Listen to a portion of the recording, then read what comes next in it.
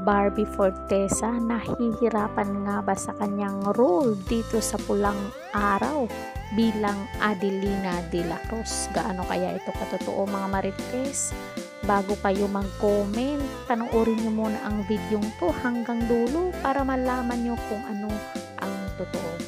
So ito na nga guys, kwininto ni Kapuso Primetime Princess Barbie Forteza ang kanyang gagampanang role na si Adelina de la Cruz at kung bakit masalimuot ito.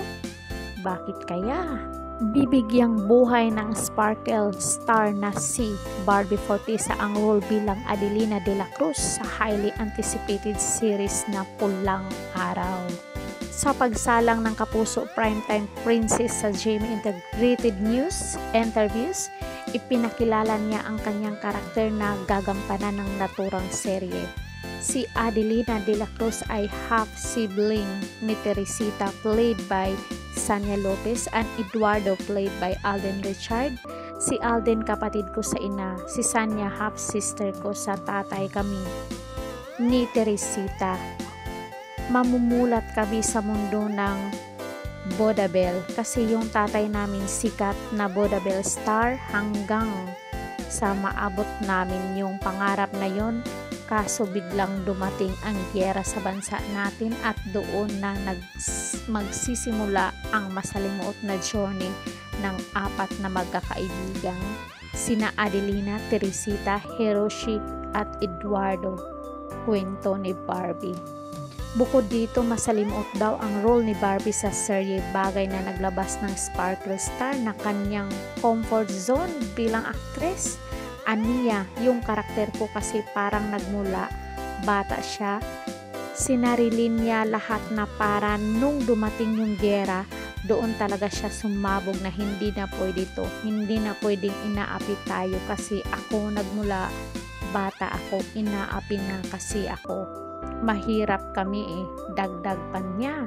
Masasabi ko na rin ito yung pinakamabigat at emotionally challenging for me kasi unlike yung previous project ko, ito kasi inspired by true events, hango siya sa totoong kasaysayan natin. Saad ni Barbie.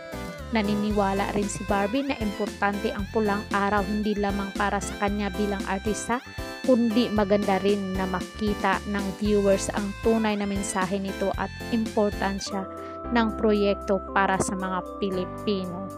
Grabe ito kasi true to life story itong Pulang Araw. Ito ay hango sa totoong kwento ng mga Pilipino. Kumbaga, this is very personal to all of us Filipinos sa mga social issues natin ngayon. Pakiramdam ko ito ang isang proyekto na pabalik ng pagmamahal natin sa Pilipinas at sa ating kapwa Pilipino. Saad nitong si Barbie. So grabe, very emotional pala itong si Barbie sa kanyang gagampanan bilang Adelina sa Pulang Araw. Kayo mga kamarites, anong masasabi niyo dito sa unang taping pa lang o unang palabas ng Pulang Araw ay napakagaling na bata. Yung maliit pa si Barbie, magaling na umarte. Grabe, parang totoo talaga. Kuhang-kuha niya ang simpatya ng mga netizen. So comment down kayo kung nagustuhan niyo ang video to. Please do like, share, and subscribe to Caridad Official TV. Hanggang sa muli. Thank you so much.